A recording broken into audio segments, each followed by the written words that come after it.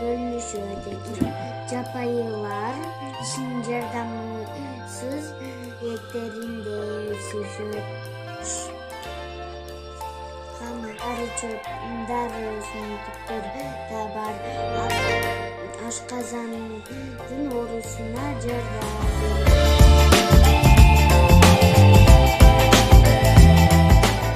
Бурактардын тарамыштары өсүмдүктөргө